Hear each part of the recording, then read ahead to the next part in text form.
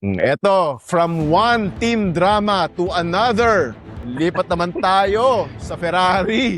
Ano ba nangyari? Nag-speech si paring Lewis Hamilton sa radyo. Ano ba yun? Ginipig daw ba siya? Kasi isa sa mga malaking factors para manalo pa dito sa Zandvoort is yung tire management tsaka yung pit stop strategy. Dito talaga nag-focus yung mga team.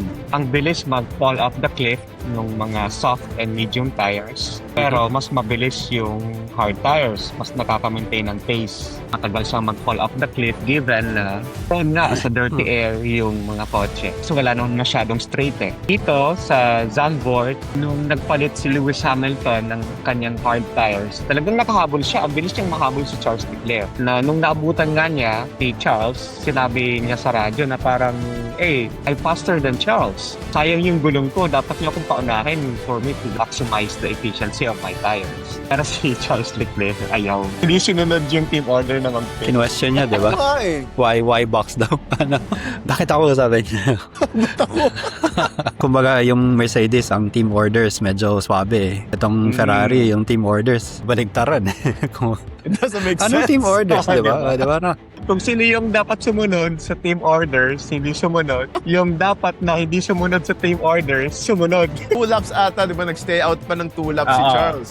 Oo. Nag-stay out ng 2 laps si Charles. And then, saka siya pumasok ng pit lane to change his tires sa hard. And then after that, yun, nakikita natin sa screen na si Charles yung fastest lap.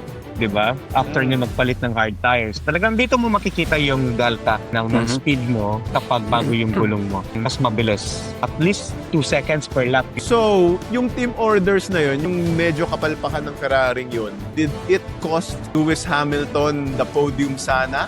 Could he have chased George o the VSC would have pushed them back kahit anong mangyari naman? I think may chance sana si Lewis maka-podium. Kasi right after the VSC, dapat kung ano yung gap niya kay George, dapat ma-maintain. So kung nakabuelo si Lewis Hamilton, mas maliit sana yun. So there will be a chance na baka labas ni Kimi Antonelli, baka mas mauna pa si Lewis Hamilton na makadaan ng exit ng pit lane, di ba? Kahit yung mga pit stops nila, bagal din. May mga palpak na naiipit yung... Galing summer break eh.